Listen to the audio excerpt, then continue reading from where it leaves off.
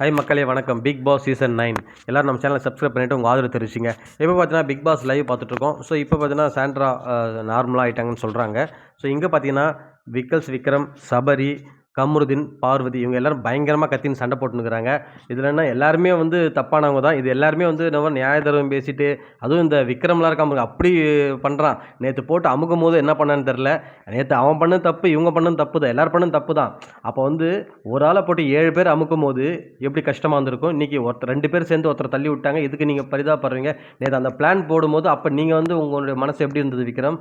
நீங்கள் வந்து அப்போ 7 பேர் 8 பேர் சேர்ந்து ஒரு ஆளை கீழே போட்டு மேலே படுத்தீங்களே, அதை விடவா இது மோசம்?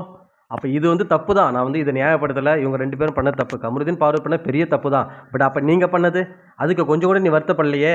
அது வந்து கேமு ஸ்ட்ராட்டஜின்னு சொல்கிறீங்க. அப்போ இதை மட்டும் எப்படி நீங்கள் தப்புன்னு சொல்கிறீங்க விக்ரம்? சபரி ஒரு பக்கம் குதிக்க ஆரம்பிச்சிட்டாரு. என்னடா நீலாம் என்னடா இப்படின்னு. ஓகே, சபரி கூட நேற்றுலாம் எதுவும் பண்ணல. அவன் வந்து சொல்கிறதுல ஒரு நியாயம் இருக்குது. ஏன்னா அவன் வந்து யாருக்குமே துரோகம் பண்ணல, யாருக்கும் பெருசாக இந்த மாதிரி இன்சிடென்ட்லாம் எதுலேயும் அவன் தலையிடலை. அதான் உண்மை. சபரி வந்து ஓகே ஜென்யூன், அவன் வந்து சொல்லலாம். ஸோ விக்ரம் வந்து குதிக்கிறான், இவன் வந்து ஓத்தான்றான், இவன் ஒரு பக்கம் கத்துறான். கமருதீன் 2 பேரும் இங்கே வெளில வாடா பார்த்துலாம், நீயா நானான்னு பார்த்துலாம்டா வாடா அப்படின்னு சொல்லிட்டு அடிச்சு விட்டா 2 பேரும் அடிச்சு இங்கே மாஞ்சிடும். தேவையில்லாம் இன்சிடென்ட் நடக்கும் பொழுது ஒரு பக்கம் தான் பார்வதி, திவ்யா இவங்க 2 பேரும் பயங்கரமாக கத்திக்கிறாங்க. திவ்யா பயங்கரமாக ஆக்ரோஷமாக கத்துறாங்க அவங்க ஒரு பக்கம் பார்வதி கிட்ட.